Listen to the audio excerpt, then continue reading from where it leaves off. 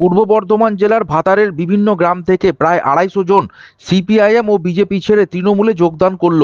পূর্ব বর্ধমান জেলার ভাতারের মাহাচান্দা অঞ্চলের করজনা গ্রামের প্রায় 100 জন বিজেপি কর্মী ও নিত্যানন্দপুর অঞ্চলের তালুকতাক গ্রাম থেকে 150 জন সিপিআইএম ছেড়ে তৃণমূল কংগ্রেসে যোগদান করে এদিন। বিধায়ক মানগোবিন্দ অধিকারী ও ব্লক তৃণমূল কংগ্রেসের সভাপতি বাসুদেব যশ এদিন তাদের হাতে তৃণমূলের দলীয় পতাকা তুলে দেন। বিধায়ক মানগোবিন্দ অধিকারী জানিয়েছেন, সামনে বিধানসভা ভোট, এতে দলের হাত অনেকটাই শক্ত হয়েছে।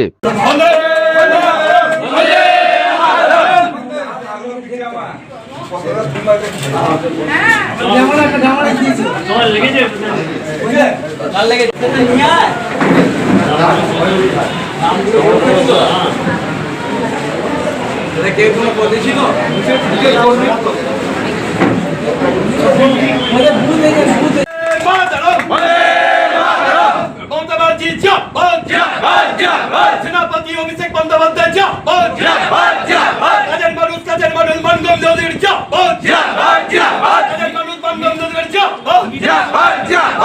নেতৃত্বে ভাতারের তৃণমূল কংগ্রেস লড়ছে লড়বে। আর একটা জয়েনিং অভিষেক বন্দ্যোপাধ্যায়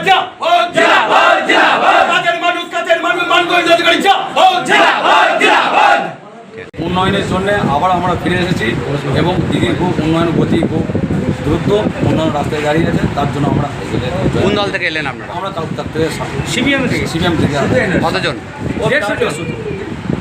কি নাম আপনার? আমার নাম হাসান আলী শাহ। আপনি কি দায়িত্বে রয়েছেন?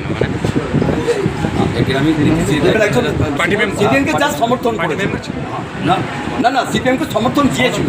কর্মী কর্মসূচি আমাদের তো গোটা ভাতারে একটা রক্তদান শিবির আমরা দেখে হচ্ছে, বুথ কর্মী সম্মেলন হচ্ছে, তার সঙ্গে পার্টি অফিসে আমরা এখন যেটা উপস্থিত হয়েছি, আমাদের করজনা গ্রামে বিজেপি এবং সিপিএম কিছু কর্মী সমর্থক বুথ এজেন্ট এই ধরনের মানুষরা আজকে তৃণমূলের উন্নয়ন এবং ভাষা আন্দোলনের বিরোধী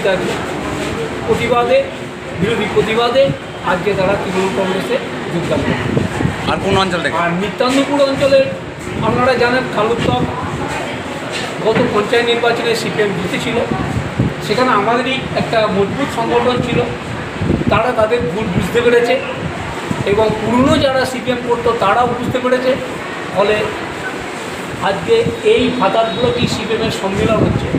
সেই রকম একটা দিনে তারা সিপিএম পার্টিকে ধিক্কার জানানোর জন্যে, দায়িত্বন্তে সিপিএমকে ধিক্কার জানানোর জন্যে তারা কিন্তু আজকে তৃণমূল পার্টি অফিসে এসে সিপিএমের পতাকা পরিত্যাগ করে তৃণমূলের পতাকা তুলে নিল।